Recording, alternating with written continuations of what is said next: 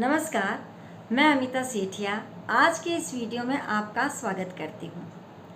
लगभग 27 वर्ष तक मुझे एक प्रतिष्ठित विद्यालय में वरिष्ठ कक्षाओं को पढ़ाने का सौभाग्य मिला। टीन एज के विद्यार्थी और मैं, यही संसार था। वे विद्यार्थी अपने सपनों को साकार करने के लिए मेरे पास आते। मैं उन्हें भाषा सिखाती और जीवन के मूल्य को सिखाती थी। जब बच्चे का आत्मविश्वास जग जाता है तो वो सब कुछ कर सकता है, चाहे वो पढ़ने में कमज़ोर हो या बोलने में कमज़ोर हो या किसी और विषय में कमज़ोर हो। कहीं ना कहीं उसमें भी एक कला होती है, एक आर्ट होती है जिसे वह संजो सकता है, बशर्ते कि टीचर उसकी लौ को जगा सके। दोस्तों, समय का नियम है कि परिवर्तन निश्चित है। सेवानिवृत्ति आई और जीवन में एक नया मोड़ आ गया। मैंने फिर से एक विद्यालय में पढ़ाने के लिए ज्वाइनिंग दे दी।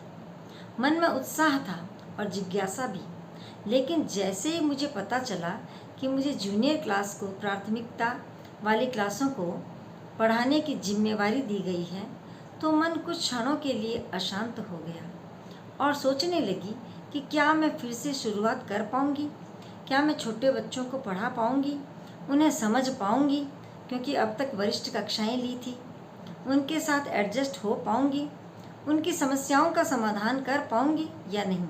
लेकिन जीवन ने मुझे एक पाठ समझा ही दिया। जब मैं पहले दिन स्कूल गई, नन्ही कक्षाओं को पहले दिन लिया, तो उस दिन मुझे एक नन्ही सी बालिका की बातों ने प्रभावित कर दिया। वो छोटी सी बालिका जो नादान, भोली और मासूम है, उसने मुझे बहुत सी बातें बताई। मैं उसकी बातों में ऐसे खो गई कि अपनी उम्र को भी भूल गई। मुझे लगा कि नहीं, यही सच्ची जगह है।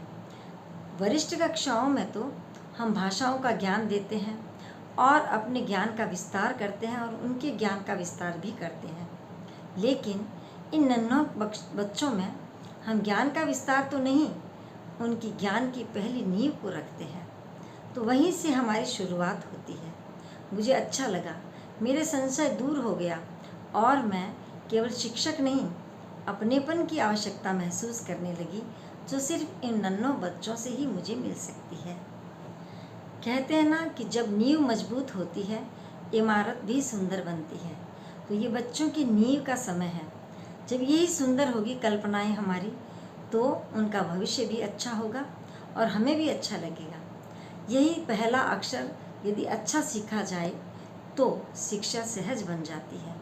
यदि बचपन में सीखने का आनंद मिल जाए तो जीवन भर सीखने की इच्छा बनी रहती है, और मुझे यही इच्छा इन बच्चों में जगानी है। मेरी यही सोच है।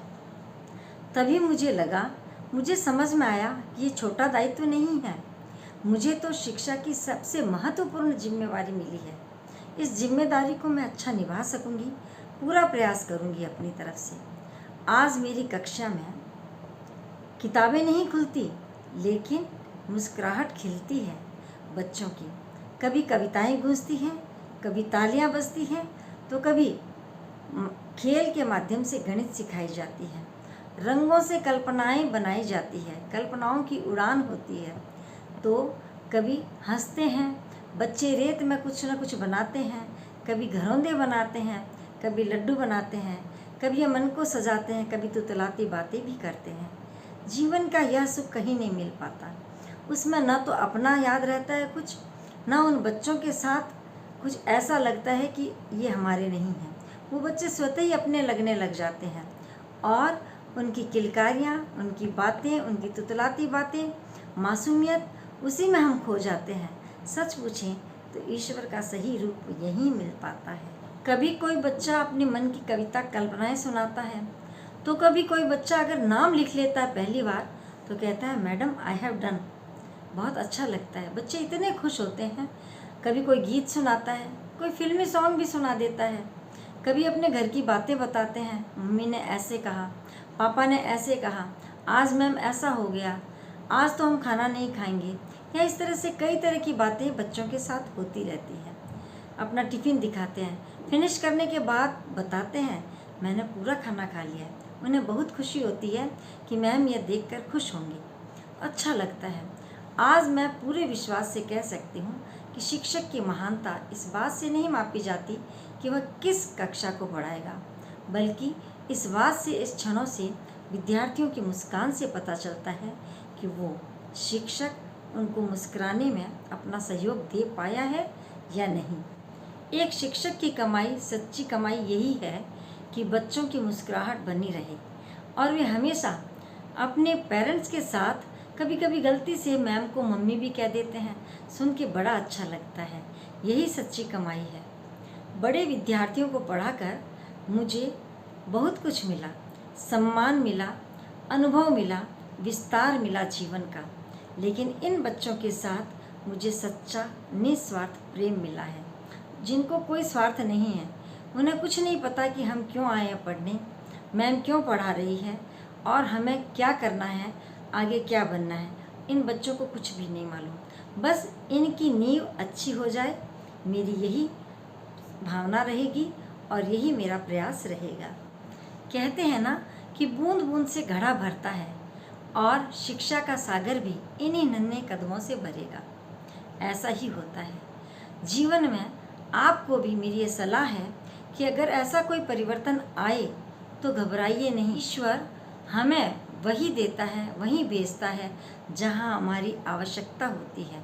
शायद मेरे लिए भी भगवान ने ये आवश्यकता समझी होगी, तभी मुझे इन नन्हों के बीच में, इन नन्हों के देश में मुझे भेजा है।